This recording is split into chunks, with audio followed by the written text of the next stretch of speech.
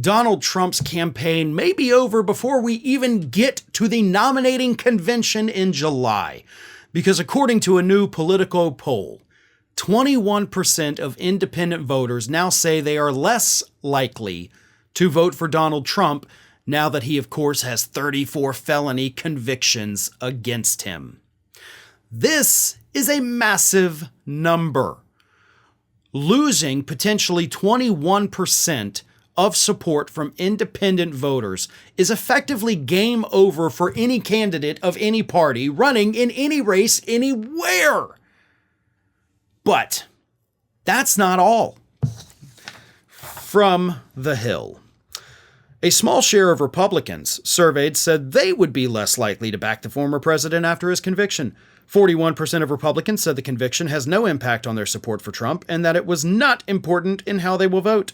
28% of Republicans said they were more likely to support Trump and that the guilty verdict was not important in how they vote.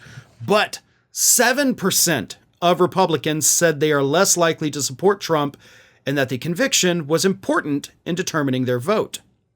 Now, by the way, you also have a significant percentage of independents who also say that the conviction will significantly impact their vote. So 21% of independents are now saying, yep, probably not going to vote for him. 7% of Republicans now saying, yeah, probably not going to vote for him. And this comes at the same time, mind you, that Donald Trump's advisors are out there telling him like, hey, this conviction's going to be good for you. You're going to do great. Look at your crazy fundraising haul. You're raising tens of millions of dollars, hundreds of millions of dollars, according to them. Everything is totally awesome for you. Just don't look at the polls, right? Because those polls, they're pretty bad. And what I love about it is not only are these polls very bad, they keep getting worse.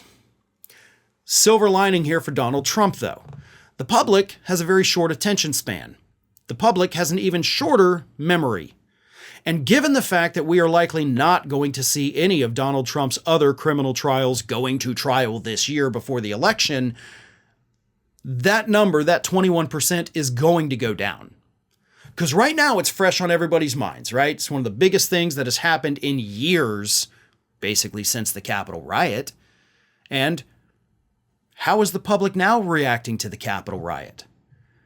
The number of people who view the Capitol riot as an attack on democracy or as an insurrection has significantly fallen year over year in the last 3.5 years since it happened. Time truly does heal all wounds in American politics. A majority of people in this country now have a favorable opinion of George W. Bush, whereas when he was president, he struggled to even get half the country to say they like him. The longer we are from a thing, the more likely people are to look back and be like, well, maybe it's not so bad. And given the fact that we now have a little under 5 months until the election, that is going to be enough time for some of these independents to look back at the conviction that again happened in late May and be like, well, maybe it's not that bad, right? So maybe these people stay true to what they're saying right now.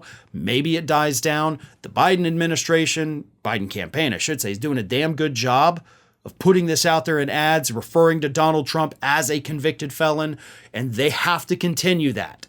If they can keep it fresh in people's minds, keep them angry about the fact that Republicans have a felon at the top of the ticket, then just maybe they can pull off a stunning victory this coming November.